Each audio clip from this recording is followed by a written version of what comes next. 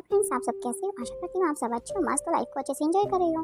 आज की हमारी स्टोरी है सुपर लेडी अनिका की। एपिसोड 1686 से लेकर 1687 तक। बिना किसी देरी के वीडियो को स्टार्ट कर दें। Video start. अनिका वॉशरूम से बाहर आ चुकी थी और जल्दी से बाहर आके उसने जल्दी से अपनी बैग पैक कर लिया था। जो जो उसका जरूरी का रूटीन का सामान था वो अनिका ने डाल लिया था, लेकिन जो उसके कुछ इम्पोर्टेंट टूल थे, यानी कि किसी भी टाइम आने वाले, जो अनिका हर टाइम अपने पास रखती थी, उनको भी एक छोटी सी कैरी बैग में डालकर अपने बैग में डाल लिया था। उसने अपनी पैकिंग पूरी करके वो सीधा बच्चों के रूम में गई। बच्चे आराम से बैठकर स्टडी कर रहे थे। आज तीनों बच्चे ही पढ़ रहे थे। तीनों बच्चों को एक साथ स्टडी करते देख अनिका काफ़ी कंफ्यूज हो गई और जल्दी से रिया के पास आकर उसकी बॉडी पर हाथ लगाकर चेक कर रही थी, कहीं आज रिया की तबीयत कहीं ख़राब तो नहीं है। आज पूर्व का चांद पश्चिम से कैसे निकल गया, ये सब सोच ही रही थी। तभी आर्यन कहता है, मम्मा आप क्या चेक कर रही हो? क्योंकि रिया भी पढ़ रही थी। अनिका के पास आने के बाद अनिका ने उसको छुआ, लेकिन रिया को कोई फ़र्क नहीं पड़ा। अनिका ये सब देखकर और भी कंफ्यूज हो गई। उसके पास बैठकर उसे देखने लगी। तभी आर्यन और एलेक्जेंडर दोनों भाई उसके पास आए। उसके पास आने के बाद अनिका ने कहा कि रिया को क्या हुआ है। तभी एलेक्जेंडर बोलना स्टार्ट करता है, कहता है, मम्मा बात दरअसल ऐसे है, जो रिया की फ्रेंड है मिर्जा, वो ये दोनों एक साथ रहते हैं और इन दोनों का एक लेवल भी एक जैसा ही है स्टडी के बेस पर, लेकिन आज उसको इससे ज़्यादा 2 मार्क्स ज़्यादा आ गए और इसी की चिंता में ये पूरी रात से सोई भी नहीं है और सिर्फ पढ़े जा रही है, स्टडी पे लगी हुई है। जब से हम इसे बोलने की कोशिश कर रहे हैं, लेकिन ये हमें बस इतना कहकर रोक देती है कि उसके मुझसे ज़्यादा मार्क्स कैसे आ सकते हैं। बस ये लाइन ही रिपीट कर रही है और पढ़े जा रही है। तभी अनिका आराम से बैठकर रिया को वहाँ से उठाती है, उसके हाथों को पकड़कर। तभी रिया अपनी माँ के हाथ को झटक कर कहती है, मम्मी मुझे प्लीज़ डिस्टर्ब मत करो, डोंट डिस्टर्ब मी, मुझे अभी पढ़ना है, क्योंकि मुझे उस मिर्जा से आगे निकलना है, मुझे उससे पीछे नहीं रहना। इतनी बात कर कह के वो दोबारा अपनी नोटबुक में लग जाती है और कुछ मटेरियल उसमें से नोट डाउन करके अपनी इंपॉर्टेंट टॉपिक लिखने लग जाती है। ये देखकर अनिका काफ़ी खुश भी थी और लेकिन काफ़ी कंफ्यूज भी थी, क्योंकि वो अपनी बेटी को जैसे उसकी है नेचुरली उसको वैसा ही देखना पसंद करती थी। और तभी वो रिया को आराम से वहाँ से उठाती है चेयर पर और आराम से अपने पास बेड पर लेके आ जाती है। तीनों बच्चे एक साथ बैठा कर तब वह रिया को समझाने लग जाती है कि बेटा, जो स्टडी होती है वो एक दिन की बेस पर नहीं होती, क्योंकि पूरा दिन तुम स्कूल जाते हो, उसके बाद तुम घर पे आके अगर तुम अपना रूटीन का काम डेली करते हो और क्लास में अच्छे से ध्यान रखते हो, तो वो कहीं ना कहीं तुम्हारे माइंड में सेट चीज़ हो जाती है। उसके बाद तुम अगर थोड़ा सा भी उसको देख लोगे या कुछ पता लग जाएगा, तो उस बारे में तुम अपने आप अपने थ्रू कुछ मटेरियल इंक्लूड करके उसे पूरा कवर कर सकते हो या उसे नोट डाउन या लिख सकते हो। तो इसलिए कि उसने क्लास में तुम आज से ज़्यादा ध्यान दिया होगा, तुम या फिर तुम दोनों क्लास में सेम मस्ती करते हो या फिर घर जाके वो दोबारा रीड करती हो, पढ़ाई करती हो।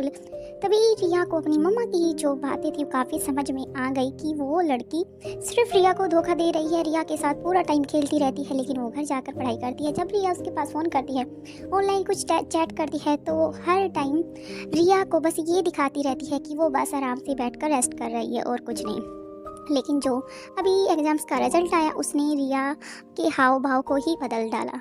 लेकिन रिया ने अपनी मम्मा को कहा कि मम्मा, मैंने गेम्स वाले दिन ही कुछ सबक ले लिया था, लेकिन मैंने वो स्टडी पर इतना ज़्यादा अप्लाई नहीं किया जितना मुझे लग रहा था, लेकिन मैं आपकी अच्छी बच्ची हूँ, अब मैं आर्यन और एलेक्जेंडर की तरह मन लगाकर पढ़ाई करूँगी। जैसे मैं गेम्स की दुनिया में सुपर लड़की हूँ, ऐसे ही मैं स्टडी के मामले में भी अपने भाइयों जितनी ही काबिल आपको बन के दिखाऊँगी। जैसे मेरी मोम सुपर लेडी है, ऐसे ही मैं उनकी सुपर बेटी हूँ। तभी अनिका ने अपनी बेटी के सिर पर हाथ रखा और अपने तीनों बच्चों को गले लगा लिया। तभी अनिका ने कहा कि मैंने तुम्हें तीनों से कुछ बात करनी है। तभी अलेक्जेंडर कहता है कि मम्मा बताओ, क्या बात है, क्या बताना चाहती हो? तभी अनिका कहना स्टार्ट करती है, कहती है कि मुझे किसी केस के सिलसिले में यहाँ से दिल्ली से बाहर जाना होगा। तभी रिया कहती है कि मम्मा आप कहाँ जाओगे, क्या आप नानू के घर जा रही हो? तो उसने कहा कि नहीं, मैं दिल्ली से बाहर कह रही हूँ मेरे बेटे, मैं शिमला के लिए जा रही हूँ। शिमला में कुछ केस है तो मुझे उसको हैंडल करना है और मैं वहाँ पर जा रही हूँ और मुझे टाइम भी लग सकता है, तो प्लीज़ अपने ग्रैंड मॉम और अपने डैड को काफ़ी परेशान मत करना और अपना काम अपने आप ही करना, क्योंकि मम्मा यहाँ से अगर जल्द से जल्द होगा, मैं वहाँ से उस केस को सोल्व करके जल्द से जल्द तुम्हारे पास आ जाऊँगी।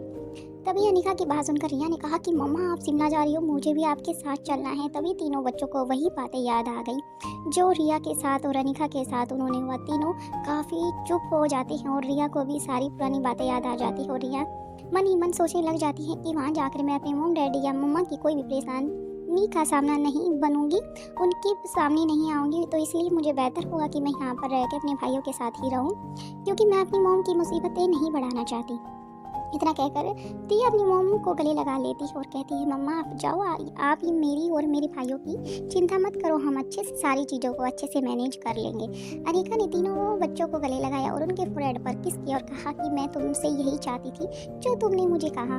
तभी अनिका ने कहा कि गुड नाइट, अभी रात काफ़ी हो चुकी है, तुम तीनों सो जाओ। इतना कहकर अनिका रूम से बाहर आ जाती है और फ़ोन में कुछ चेक करने लग जाती है। काफ़ी टाइम फ़ोन पर लगे रहते हुए अनिका को खुद भी नहीं पता चला कि अनिका की कब आँख लगी। अनिका अपने बेड पर आराम से सो गई। रोहित मारवा हाउस के बाहर रोहित की गाड़ी रुकी और वो जल्दी से बाहर निकला और अपने रूम की तरफ उसके कदम बढ़ गए। रूम के अंदर जाने के बाद उसने देखा कि अनिका बड़ी ही आराम से सो चुकी है।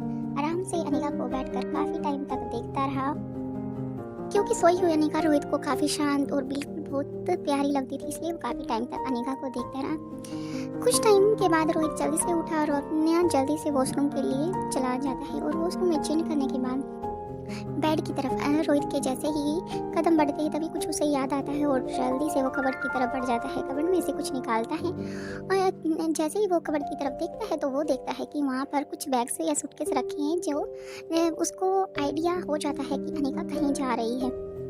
तभी रोहित उसको अभी उठाकर उसे पूछना अच्छा बेहतर नहीं समझता था, इसलिए रोहित ने सुबह का इंतजार करना ही बेहतर समझा।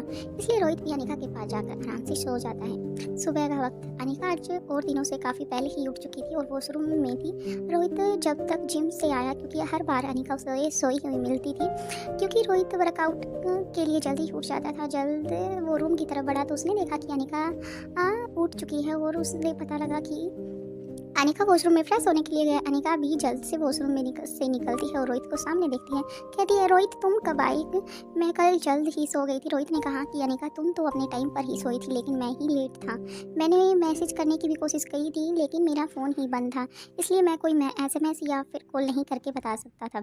तभी अनिका कहती है रोहित कोई बात नहीं है, लेकिन मुझे तुमसे कुछ ज़रूरी बात करनी है। रोहित कहता है कि हाँ अनिका बताओ तुम्हें क्या बात करनी है। तभी अनिका रोहित के पास आ जाती है और आराम से उसके पास बैठ जाती है, उसके हाथ को अपने हाथों में ले लेती है और कहती है रोहित तुम्हें ये कुछ दिनों के लिए अपनी इस फैमिली की जिम्मेदारी अपने कंधों पर ही लेनी होगी। तीनों बच्चों की जिम्मेदारी मैं तुम्हें ही दे के जा रही हूँ और इसके साथ साथ आकाश और श्रेया यानी कि गुलेरिया हाउस की जिम्मेदारी भी मैं तुम्हें ही सौंप कर जा रही हूँ, क्योंकि यहाँ के साथ तुम्हें वहाँ के बारे में भी, वहाँ के लोगों के बारे में भी सोचना और देखना होगा, कहीं किसी को किसी प्रकार का कोई खतरा तो नहीं है। रोहित अनिका की बातें बखूबी समझ रहा था और रोहित कहता है कि अनिका ये तुम क्या कह रही हो और तुम कहाँ जाने की बात कर रही हो। अनिका अपनी बात को आगे बढ़ाते हुए कहती है दरअसल बात ऐसी है कि मुझे शिमला के लिए अभी सुबह के टाइम ही जाना होगा। रोहित कहता है कि क्यों? अनिका कहती है कि दरअसल बात ऐसी है कि कुछ लड़कियों के साथ ऐसे ऐसे कुछ ना कुछ हुआ है और उनकी कंडीशन मौत से भी बदतर है, इसलिए मुझे उस केस के बारे में छानबीन करने के लिए भेजा है। तभी रोहित कहता है ये काम तो पुलिस का होता है। तभी अनिका कहती है कि मैं एक डॉक्टर हूँ, डॉक्टर होने के साथ साथ मैं एक सुपर लेडी हूँ, इस बारे में तुम भी जानते हो, और मैं उनकी मेडिकल तौर पर ही डॉक्टर अमृता को ही हायर किया है और मैं डॉक्टर अमृता बनकर ही वहाँ पर जा रही हूँ। लेकिन उसके साथ साथ मेरा एक अलग से मकसद भी होगा कि उनके पीछे जो भी है उसे मैं ढूंढ कर रहूँगी, क्योंकि अभी तक मुजरिम पुलिस के हाथों नहीं आया है और ये शायद मुझे लग रहा है कि पुलिस के हाथों वो भी नहीं आएगा, इसलिए मैं वो काम जरूर करूँगी। रोहित कहता है कि अनिका क्या मैं भी तुम्हारे साथ चल सकता हूँ? और अनिका कहती है नहीं रोहित ये काम बस मुझे ही करना होगा, मैं और राजलक्ष्मी अभी निकल रही हैं। रोहित कहता है कि राजलक्ष्मी? अनिका कहती है हाँ, क्योंकि जिस टाइम मैं हॉस्पिटल नहीं होंगी तो उस टाइम मेरा काम राजलक्ष्मी के सिवा और कोई अच्छे से नहीं कर सकता। और तभी कहता है रोहित कहता है कि प्रीति को भी साथ लेके जाओ। अनिका कहती है रोहित प्रीति को मैं नहीं लेके जा सकती, क्योंकि हमारे जो यहाँ पर भी कुछ पेशेंट है उनकी देख रेख मैंने प्रीति को सौंप दी है। तभी अनिका कहती है कि रोहित अब मुझे वहाँ पर जाने के लिए रेडी होना है, तो इसलिए मैं तुम्हें बस यही कहना चाहती हूँ। रोहित जल्दी से अनिका के गले लग जाता है और कहता है अनिका मैं तुम्हें एक पल भी ना देखूँ तो मेरा दिन नहीं गुजरता, लेकिन तुम तो कह रही हो कि मैं जल्द से जल्द आने की कोशिश करूँगी। तुम्हें तो खुद भी नहीं पता कि तुम कब आओगी, तुम्हारा केस कितने दिनों तक चलेगा। रोहित अनिका से आगे कहता है कि अनिका दरअसल बात ऐसी है, अगर मुझे 1% का भी पता लगा कि तुम्हें अभी जान या तुम्हें किसी चीज़ का खतरा है तो मैं एक पल भी नहीं लगाऊंगा तुम्हारे पास आने में। अनिका ने कहा कि रोहित ठीक है, लेकिन अभी मुझे अकेले ही जाना होगा। रोहित ने हमला हाँ में सिर हिला दिया। तभी रोहित कहता है कि क्या मैं तुम्हारे शिमला तक छोड़ के आऊँ। तभी अनिका कहती है कि नहीं, बच्चे घर पर अकेले हैं इसलिए तुम्हें घर पर ही रहना होगा, क्योंकि ये बिजनेस में भी काफ़ी उतार चढ़ाव आए हुए हैं और मैं नहीं चाहती कोई हमारी वजह से लॉस में जाए। रोहित कहता है कि ठीक है अनिका, जैसी तुम्हारी मर्जी। इतना कहकर अनिका जल्दी से रेडी हो जाती है और राजलक्ष्मी के पास फ़ोन करती है और कहती है कि मैं अभी आ रही हूँ। राजलक्ष्मी जल्दी से अनिका अपनी गाड़ी में बैठती है और तीनों बच्चे और रोहित और आशा मारवा तीनों ही अनिका को बाहर ड्रॉप करने के लिए चले जाती है और उसको सी यू टेक केयर बोल कर अनिका वहाँ से निकल जाती है। अनिका की गाड़ी गुलेरिया हाउस के बाहर निकलती है तो गुलेरिया हाउस के बाहर राजलक्ष्मी, मयूर और करण गुलेरिया पहले से ही बाहर खड़े थे, लेकिन करण गुलेरिया कहती है कि बेटा अंदर आ जाओ। अनिका कहती है कि प्लीज़ डैड मुझे अभी अंदर बुलाने की कोशिश मत करो, क्योंकि मुझे काफ़ी ज़रूरी काम है और मैं अभी ही बाहर जा रही हूँ। तभी करण गुलेरिया कहते हैं ठीक है बेटा तुम जाओ, आराम से जाना, गाड़ी बिल्कुल आराम से चलाना, किसी चीज़ की कोई जल्दबाजी मत करना, तुम्हारा डैड हमेशा तुम्हारे साथ है। किसी चीज़ की कोई प्रॉब्लम हो, ज़रूरत हो तो प्लीज़ मुझे फ़ोन ज़रूर कर देना। अनिका अपनी हाँ में सिर हिला देती है और राजलक्ष्मी को लेकर शिमला के लिए निकल जाती है। थैंक यू फ्रेंड्स, वीडियो को ज़्यादा से ज़्यादा शेयर करें, कमेंट करें, लाइक करें। और मेरा टाइफाइड अभी तक ठीक नहीं हुआ है, 1 मंथ से है, लेकिन अब दोबारा मैंने रिपोर्ट कराई तो अब भी मेरा सेम एज इट इज वैसा ही है। फिलहाल मुझे फीवर नहीं है, फीवर मुझे पहले भी हल्का था, लेकिन मेरा जो बॉडी पेन और जो हेड है वो बिल्कुल इतना पेनफुल है कि मैं कुछ बता नहीं सकती, सारी मेडिसिन फेल है। तो इसलिए मुझे नहीं पता मैं क्या करूँ, काफ़ी कुछ मेडिसिन ले चुकी हूँ, तो इसलिए थोड़ा वीडियो लेट है और मैं झूठ नहीं बोल रही। थैंक यू फ्रेंड्स, वीडियो को ज़्यादा से ज़्यादा शेयर करें, कोई गलती हो उसके लिए दिल से सॉरी।